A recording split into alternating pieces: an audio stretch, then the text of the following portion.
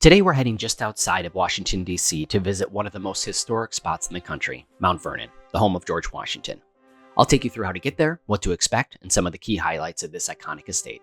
For more information, links, and directions, please visit our website, nowgoseeit.com, linked below in the description. Getting to Mount Vernon from Washington, D.C. is super simple using public transportation. From any D.C. station, hop on the yellow metro line and ride it to the last stop on the line, Huntington Station. From there, go downstairs and transfer to the Fairfax Connector bus, Route 101. That'll drop you right across the street from the entrance to Mount Vernon. The whole trip takes about an hour depending on bus and train wait times. It's a convenient and affordable way to make the journey if you don't want to drive. It sounds intimidating, but with just one transfer and efficient trains and buses, taking public transportation to Mount Vernon is extremely easy. Of course, if you'd rather drive, parking is free and plentiful in Mount Vernon, so it's a good option if you're coming with a group or already have your car with you.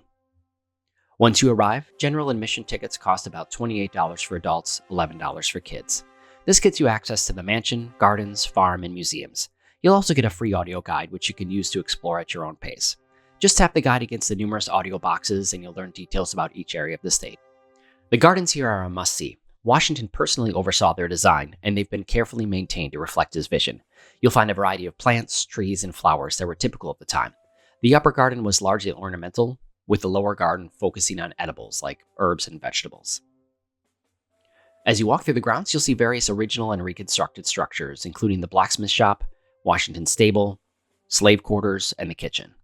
Each building gives you a real sense of daily life in Mount Vernon during Washington's time. You can step inside many of the buildings and learn how each played a role in the running of the estate. Mount Vernon is located on the shore of the Potomac River. There are several walking trails that lead you through the estate's more natural areas.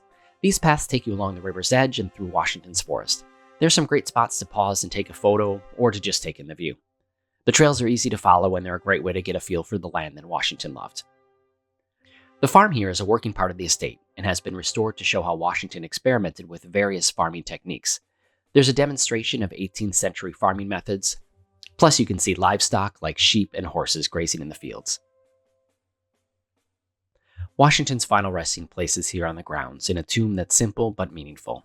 Nearby is a memorial to the enslaved people who lived and worked in Mount Vernon, recognizing their contributions to the estate's history.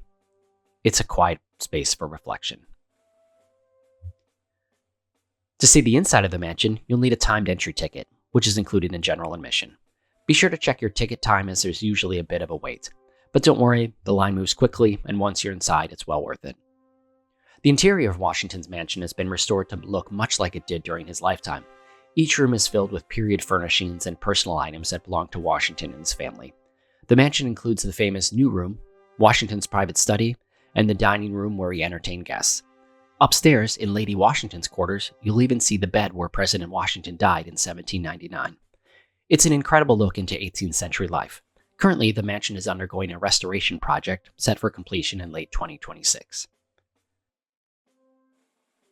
After touring the mansion, head over to the museum where you'll find tons of artifacts related to Washington's life, including some of his personal belongings, letters, and military uniform.